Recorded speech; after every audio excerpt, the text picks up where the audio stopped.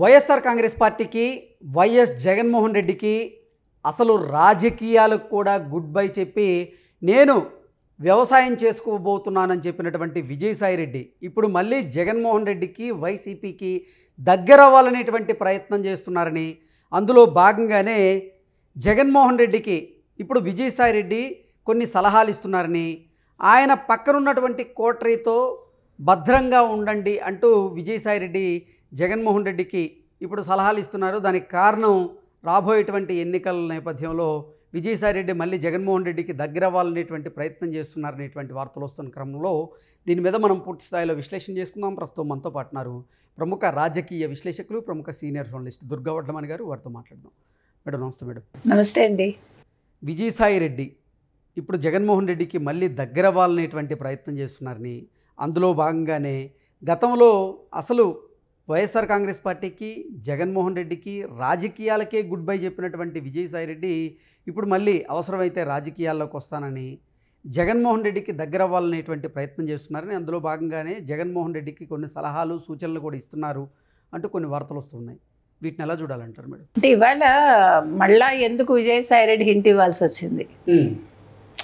Party నుంచి బయటకు వచ్చేసి పార్టీ ప్రాథమిక సభ్యత్వానికి కూడా రాజీనామా చేసిన విజయసాయిరెడ్డి అంటే ఇది కూడా ఒక నాటకమా? మనం గతంలో మాట్లాడుకున్నట్టు.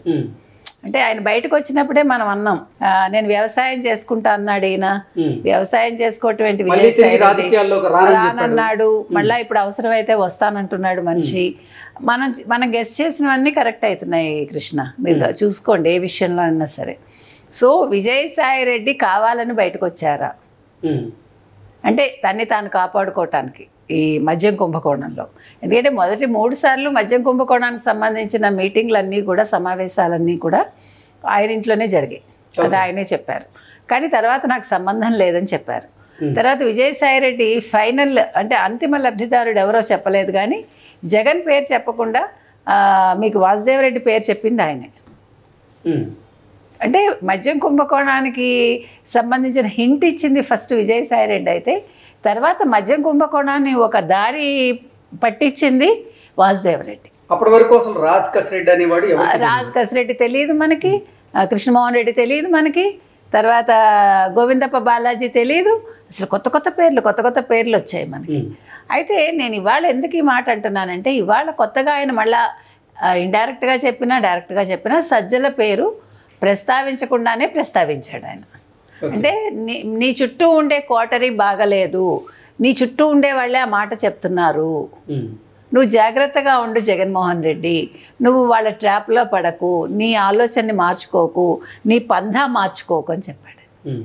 అంటే దీన్ని బట్టి మనం ఆల్రెడీ ఇవన్నీ మాట్లాడినవి. ఇవాళ కొత్తగా విజయసాయిరెడ్డి చెప్పింది ఏమీ లేదు. జగన్మోహన్ రెడ్డిని మొట్టమొదటి నుంచి కూడా పక్కదోవ పట్టించింది, ఆయన అనవసరంగా ముంచింది చుట్టూ ఉండేవాళ్లే అని చెప్పాం మనం.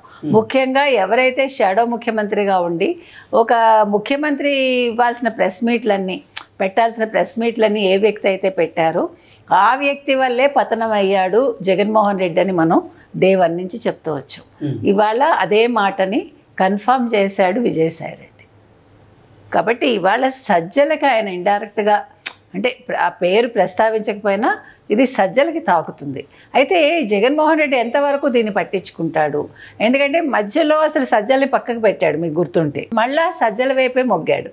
మళ్ళా ఆ తర్వాత సజ్జల ప్రెస్ మీట్లు పెట్టడం మొదలుపెట్టాడు. అంటే ఇవన్నీ జరిగాక ఒక 3-4 ప్రెస్ మీట్లు పెట్టాడు సజ్జల. నేను అంతకుముందు కూడా చెప్పాను మీకు, ఏ రకంగా జయలలిత శశికళను బయటికి పంపించి 2 సార్లు, మళ్ళా ఆవిడ ఒక లేఖ రాసేసరికి కరిగిపోయి రెండోసారి మళ్ళా ఆవిడ ఓకే చేశాక ఆవిడ జీవితం ఏమైందో మనం చూస్తాం. కాబట్టి అంటే అలాంటి స్థితికి జగన్మోహన్ రెడ్డి వస్తారని కాదు, అంటే నమ్మితే ఎంతకైనా తెగించచ్చు ఎవడైనా సరే. ఇప్పుడు మీరు నన్ను నమ్ముతారు కృష్ణ, నేను మిమ్మల్ని పక్కదోవ పట్టించడం ఎంతసేపు? అమ్మో మేడం చెప్పారు చాలా కరెక్ట్గా ఉంటుంది అనుకోవచ్చు మీరు, ఐ మే బి రాంగ్ కదా, నేను మిమ్మల్ని పక్కదారి పట్టించవచ్చు. కాబట్టి జగన్మోహన్ రెడ్డి ఎలా ఉండాలి? ఇప్పుడు ఒక రాజకీయ నాయకుడు ఎలా ఉండాలంటే ఎప్పుడైనా నమ్మినట్టు ఉండాలి, నమ్మకూడదు ఎవరిని. అసలు జగన్మోహన్ రెడ్డికి వైఎస్ఆర్ కాంగ్రెస్ పార్టీకి అలాగే రాజకీయాలకు కూడా గుడ్ బై చెప్పినటువంటి విజయసాయిరెడ్డి మళ్ళీ జగన్మోహన్ రెడ్డి శ్రేయస్సు కోసం ఆయనకి సలహాలు ఇవ్వడాన్ని ఎలా చూడాలంటారు? తప్పుగా ఏం చూడక్కర్లా, ఎందుకంటే అంటే మళ్ళీ వైఎస్ఆర్సీపీకి అలాగే జగన్మోహన్ రెడ్డికి దగ్గర అయ్యేందుకు విజయసాయి రెడ్డి ప్రయత్నం చేస్తున్నారా? అందులో భాగంగానే విజయసాయి రెడ్డి జగన్మోహన్ రెడ్డికి ఇటువంటి హింట్స్ ఇస్తున్నారా అంటే? ఉండొచ్చు, ఎందుకంటే ఏటుగా ఉన్నాడు ఆయన అన్ని విషయాల్లో. మరి ఏటుగా ఉండే వ్యక్తి ఎప్పుడైతే అతన్ని పక్కకు పెట్టారో బయటకు వచ్చేసాడు. అయితే ఇప్పుడు మళ్ళీ పరిస్థితి బాగలేదు, this is the right time అనుకున్నాడేమో. ఎందుకంటే ఆయన నేను పాదయాత్ర చేస్తాను 2027 జనవరి అన్నాడు కదా. సో ఇప్పటి నుంచి పావులు కదిపితే ఆ టైంకి ఏమైనా కుదురుకోవచ్చా జగన్మోహన్ రెడ్డి దగ్గర, సజ్జల్ని పక్కకు పెట్టించవచ్చా, అలా ఏమైనా ప్లాన్ చేస్తున్నాడా? ఒకవేళ నిజంగా ఇతను ఆయన దగ్గర అయ్యి ఆయన మంచి మార్గంలో పెడితే మంచిదే కదా వైసీపీకి. ఇప్పుడు ఏమండి, వాడి శత్రువా లేకపోతే మిత్రుడా పక్కకు పెడితే ఏ పార్టీ అయినా మేము బాగోవాలనే అనుకుంటారు, నాయకుడు అనేవాడు బాగుండాలనే అనుకుంటాడు.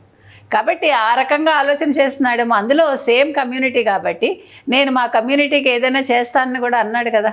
నీ దూరంగా ఉన్నా మా కమ్యూనిటీని పట్టించుకుంటానని అంటున్నాడుగా, మంచి చేస్తానని.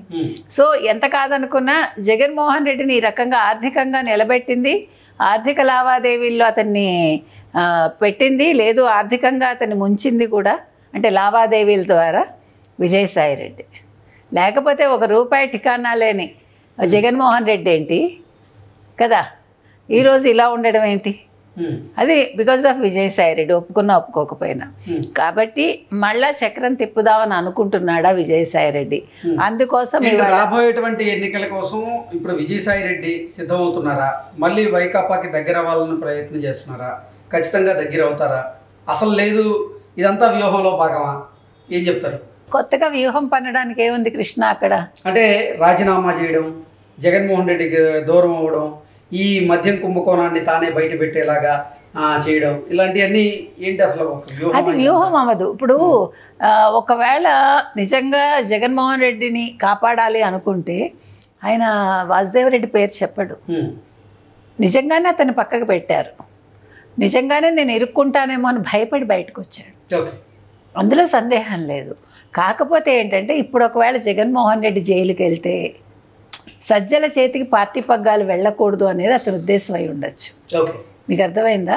ఇప్పుడు పార్టీ పగ్గాలు తన చేతికి రావాలి అని అనుకుని ఉండొచ్చు. అందుకోసం ఇలా ముందు జాగ్రత్త చర్యగా ఆయన ఒక మాట చెప్పాడు, నువ్వు జాగ్రత్త జగన్ అని. ఇక్కడ జగన్ మీద ప్రేమ ఉండకపోవచ్చు, లేకపోతే ఇప్పుడు కొత్తగా మద్యం కుంభకోణంలో నేను లేను అని చెప్పుకోవటానికి కాదు, ఇవేవి కాదండి. నాకు అర్థమైంది ఏంటంటే సజ్జల చేతిలోకి వైసీపీ పార్టీ వెళ్లకుండా తిను అందులో ఎంట్రీ ఇవ్వాలని అనుకుంటున్నాడు ఆయన. అందులో భాగంగానే ఈ మాట అని ఉండొచ్చు. Okay madam, thank you so much.